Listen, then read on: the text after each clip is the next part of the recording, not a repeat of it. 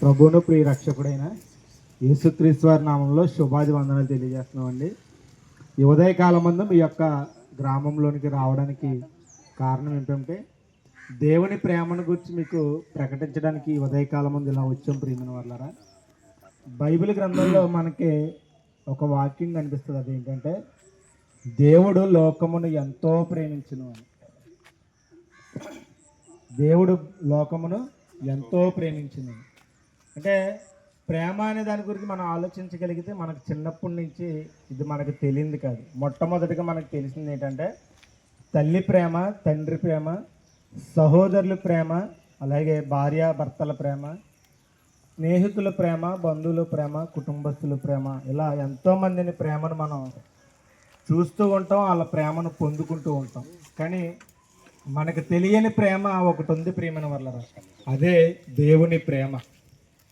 దేవుని ప్రేమ. మనుషులు మన పుట్టిన తర్వాత మన రూపాన్ని చూసి, మన క్యారెక్టర్ చూసి, మన స్టేటస్ చూసి ప్రేమిస్తారేమో కానీ దేవుడు మనం పుట్టక ముందే మనల్ని ప్రేమించాడు. ప్రేమైన వాళ్ళ, నేను పుట్టక ముందు నన్ను ఎలా ప్రేమించారండి, నేను లేనప్పుడు ఆ ప్రేమను ఎలా నేను పొందుకున్నాను అనే ఆలోచన మీకు రావచ్చు. ఇది నిజం ప్రేమైన వాళ్ళ.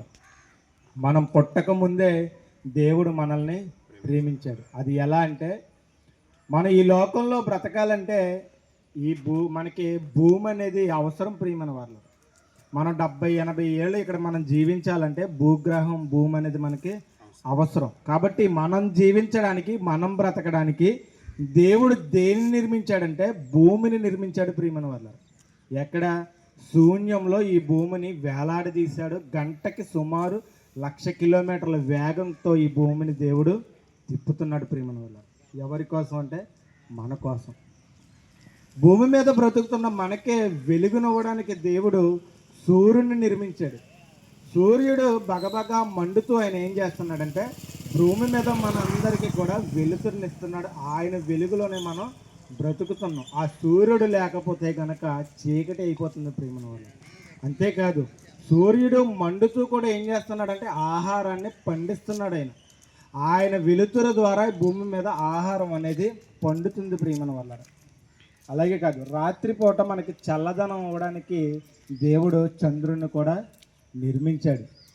అలాగే ఈ భూమి మీద మనం ఊపిరి పీల్చుకోవడానికి మనకి గాలి అవసరం అని చెప్పి కంటికి కనిపించని గాలిని ఆయన నిర్మించడం జరిగింది ప్రియమైన వాళ్ళ. అలాగే మనకి భూమి మీద పంటలు పండడానికి వాటర్ అవసరం అని చెప్పి ఆయన వర్షాకాలాన్ని నిర్మించి వర్షాన్ని ఆకాశం నుంచి కురిపిస్తున్నాడు ప్రియమైన వాళ్ళ.